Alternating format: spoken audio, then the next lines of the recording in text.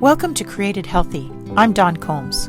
It's a common idea that God gave us everything we need in nature, but do we believe it enough to walk that out in truth? Often the very same people who say this go looking for answers on how to use food and medicine from man-made sources. Everything man creates comes with a user's manual. Why would God be any different? I challenge you to join me in seeking revelation about our body, mind, soul, and spirit health by digging into His written word and in practicing pure science in the visible world of His creation. Welcome to another beautiful Sunday here at Created Healthy. Last Sunday, I talked about sourdough and the flight of the the flight of the Israelites out of Egypt, and the possibility that maybe God and His instructions on unleavened bread were partly to send the Egyptians, or I just want to call them Egyptians, were partly to send the Israelites away from Egypt with nothing culturally remaining from Egypt. And I promised that I would talk more about why we leaven bread in the first place, besides the fact that we like bread products that rise and are fluffy. We also are doing natural leavening, is a sourdough process that is changing the grain itself and souring it with a culture.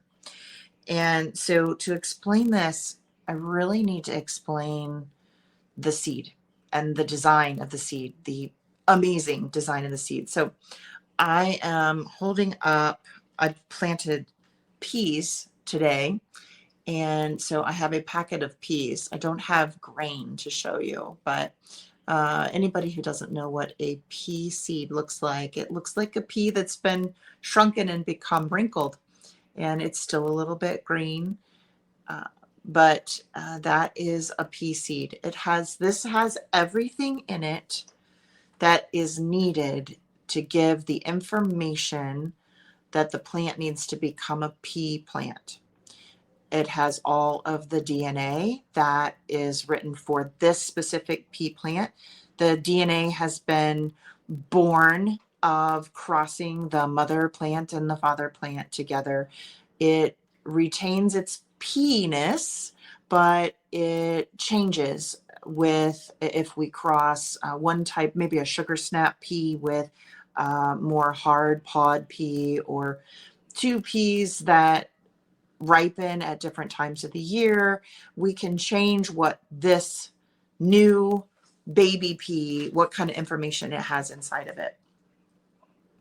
The beautiful design of the seed, though, is that it is capable of survival. Everything that God designed for nature, everything that is life, has the desire to live. It has the desire to procreate and have more of itself on the planet. It wants, this pea plant wants to make sure that its genetic information stays on the planet. So it wants to grow and produce a flower and produce a fruit, and then it wants to have seed in that fruit that is able to drop or use an animal to be carried somewhere, or use the wind. In the case of maples, we see this where the seeds are propeller blades and they're designed for the wind to catch them and carry them away. We have seed strategies for survival in like the Velcro of burdock, where it latches onto the fur or your sweatpants of an animal as something passes by, and it gets carried to a new area where it doesn't have to compete with the parent. Those are strategies for survival. The seed in itself carries strategies for survival, and it's important to understand this if we are to fully understand what sourdough is, or souring our grains. Soaking, we can prepare our grains in 3 different ways: soaking, sprouting, or souring. And it all comes down to how the seed is actually designed for us to understand the why. There's lots of sourdough being made right now. It's very trendy, and everybody insists on a super complicated process where you're folding and kneading, and I love all of that. Some of my sourdough bread doesn't involve all of that, but it starts with a sourdough medium that is soaking on your counter, adding flour, which is a ground grain, along with water, and allowing it to ferment. The fermentation gives us a lot of benefits. We aren't eating sourdough straight, so we aren't getting a probiotic benefit in our body, but the probiotics that are acting on the grain are breaking down compounds that can be problematic in the body. And we talk a lot about phytic acid. I talked about that a little bit last Sunday. It is, in small measures, an antioxidant, as I mentioned, but in larger measures, it will bind up our minerals and our protein, the access that our body has to those items, and actually not allow us to gain nutrition. So we wind up moving away from being fed by eating our grains unprocessed. So again, a small measure of grains unprocessed, not a problem, but eating any seed in its seed, unaltered seed form is going to cause a problem because of a defense mechanism that this seed has been given as part of its design. If the pea plant or the maple plant or the wheat plant drops a seed down into snow, let's say, in my area of the world, I live in a temperate area, so I have to worry about seeds dropping and it not being a hospitable time for that seed to germinate. And there are defense mechanisms to protect. A seed needs to drop, and the hospitable environment would be warm and moist and slightly acidic to break open what's called the seed coat. Every seed has a seed coat. And in that seed coat, we have nutrition, we have anti-nutrients. So phytic acid would be an anti-nutrient. We have the defense mechanism of the seed. It's the guard. It's preventing moisture from getting in at the wrong time. It is preventing the seed coat is a barrier, and it doesn't break down just for anything. So if this seed plant were a perennial, which it's not, but if it were to drop and the seed was to wait until next year when conditions are right, then this plant could sprout and I could have a new pea plant. But if it were to drop in the winter and sprout, the cold would kill off this baby plant. And that's not the goal of the plant. The plant isn't just, I'm going to drop seeds and they're going to sprout willy-nilly and it doesn't matter whether they survive or not. The strategy is, I'm going to drop this seed and it's going to have its best chance at survival. So that seed coat is what we are breaking down when we are soaking, sprouting, or souring. We want to deactivate the anti-nutrients in the seed coat so that it opens up and becomes all that it can be. On the inside of that seed is all of the nutrition, all of the information, everything this plant needs to first grow a root down into the soil where it's dropped, and then secondly, to break forth with a stem and leaves so that it begins to create, so that it can begin to photosynthesize and create its own food. The nutrition that's inside each seed is just enough to put down the root and put out the first leaves. Once the leaves get out, now the plant is capable of making its own food.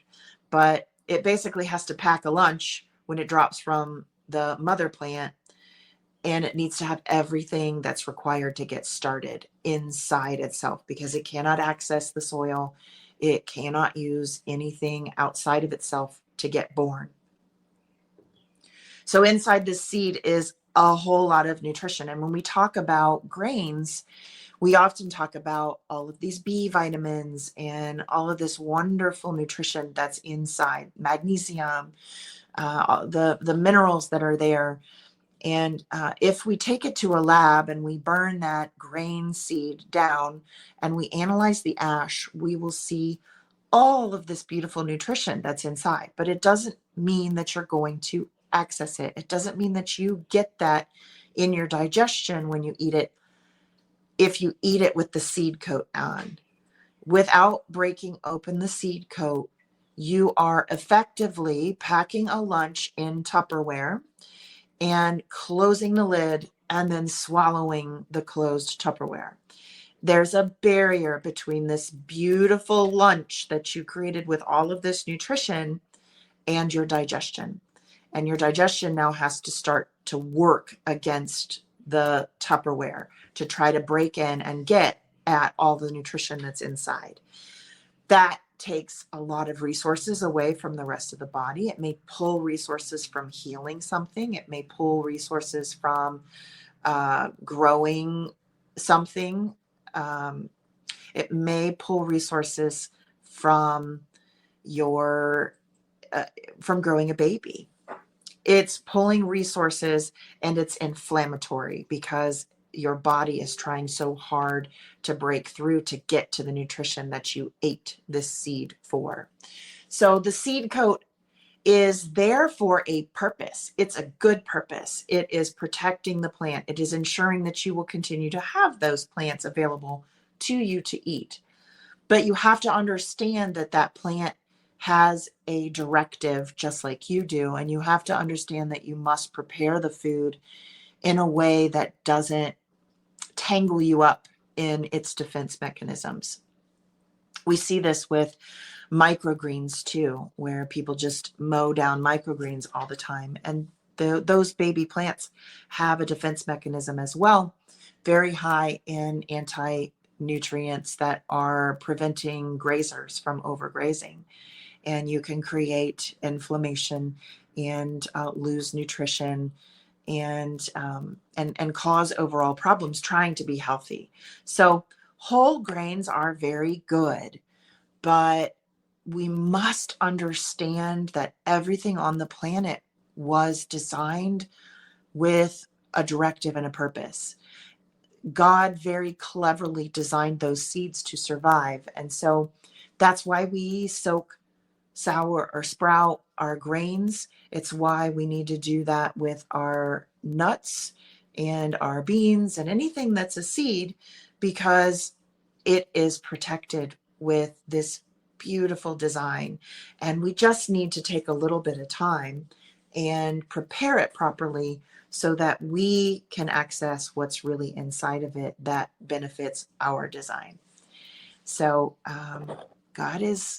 the more we look at this kind of stuff, the more you should become convinced that God is very, very, very clever, and how impressed and how much in awe we should be every day. I hope that God is blessing you. I pray that every day He is holding you close and showing you the wonders of the world around you. And I pray that you return to continue to study all that He has around us to show us how amazing He is. Thanks for listening. If you enjoyed this episode, please subscribe and share with a friend. And I'm always interested in hearing what God is laying on your heart. So drop me a rating or review, or join the conversation on Facebook, Instagram, or YouTube at Dawn Combs Really.